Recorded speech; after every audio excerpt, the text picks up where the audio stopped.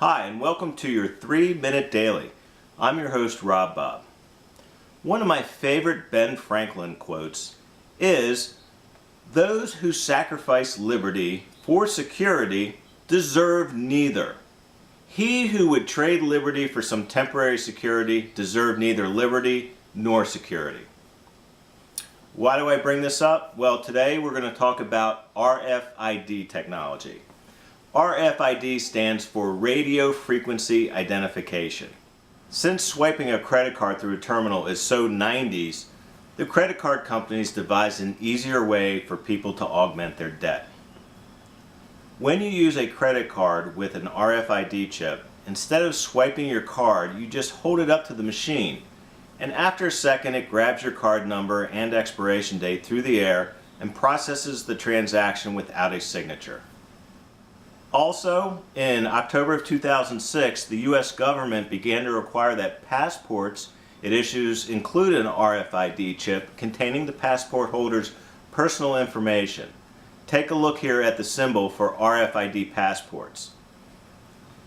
The State Department is acting without the appropriate authority and without conducting any form of credible cost-benefit analysis. It's asking Americans to sacrifice their safety and privacy up front for a dangerous experiment that it hasn't even began to justify. All these chips are subject to electronic hijacking or theft. Using inexpensive off-the-shelf components, an information security expert actually built a mobile platform that can clone large numbers of passports, credit cards, all the identifiers used in next generation driver's licenses.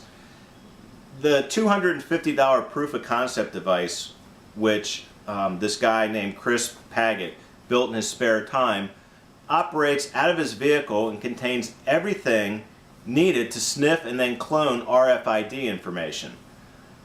During a 20-minute drive in downtown San Francisco, it successfully copied RFID tags of numerous credit cards, but it was also actually able to pick up information on 2 passports.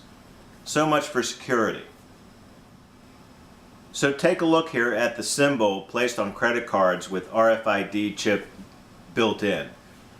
I'm sure you did not request this feature, and if you feel as I do not desire to have a card with this capability. Here's what you can do. If you are unsure whether your credit card has an RFID chip in it, do a start page search with the name of the card and RFID, or look for the logo. Now that you're sure your card is not just plastic, there's a couple of steps you can take. Find out where the chip is actually located. Usually there's a little indentation on the card where it is. You can hold it up to the light, look at the glare, and you'll see this. There are many YouTube videos published on how to remove these chips. I found that a simple drill or a Dremel tool gets the job done real nice. This is not a requirement for you to have this card, and it eliminates any possibility of theft or tracking. Where is all this technology going to lead us? I am not so sure. Do some research on your own. RFID. Get to know what it is and how its uses are being implemented in our society. You may even find some articles that they're now starting to use this technology on our kids, possibly as a way to acclimate them to this being a normal thing and leading to the tracking of our society.